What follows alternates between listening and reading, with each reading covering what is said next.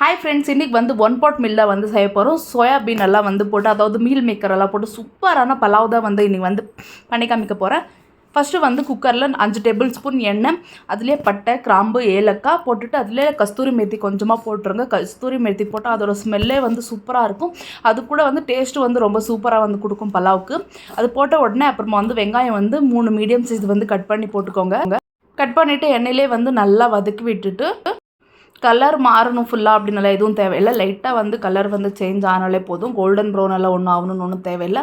இப்போ வந்து இஞ்சி பூண்டு அப்புறமா வந்து அதிலே ஒரு 10லேருந்து 15 மிளகா வந்து போட்டு வந்து நான் வந்து அரைச்சிட்டேன். அது வந்து ஆட் பண்ணிக்கலாம். ஒரு இஞ்சி பூண்டு மிளகா அவ்வளோதான். காரத்துக்கு எவ்வளோ வேணுமோ உங்களுக்கு வந்து அவ்வளோ மிளகா வந்து போட்டுக்கோங்க.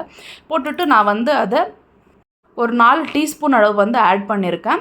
ஆட் பண்ணிவிட்டு கொத்தமல்லி அப்புறமா புதினா வந்து செப்பரேட்டாக மறுபடியும் அரைச்சி அதுவும் வந்து போடலாம். அதுதான் வந்து கலர் வந்து க்ரீன் கலராக வந்து கொடுக்கும் புலாவுக்கு.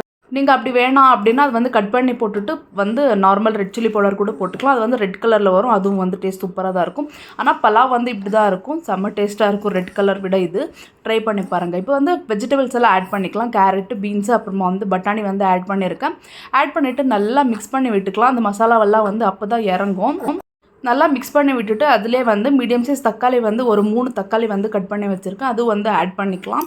ஆட் பண்ணிவிட்டு நல்லா மிக்ஸ் பண்ணிக்கோங்க. அது கூடவே அதுதான் வந்து தக்காளிக்கு வந்து சாஃப்டாக வந்து ஹெல்ப் பண்ணும். ஸோ வந்து நல்லா மிக்ஸ் பண்ணிக்கோங்க அந்த காயிலேயே தக்காளி வந்துட்டு.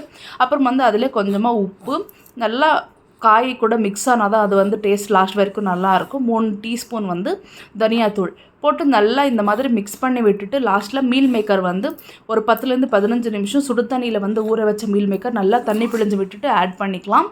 நல்லா ஒரு நிமிஷம் நல்லா ஆட் பண்ணி மிக்ஸ் பண்ணி விட்டுட்டு தேவையான அளவு தண்ணி வந்து ஊற்றிக்கலாம். நான் வந்து 2 கிளாஸ் வந்து அரிசி எடுத்திருக்கேன்.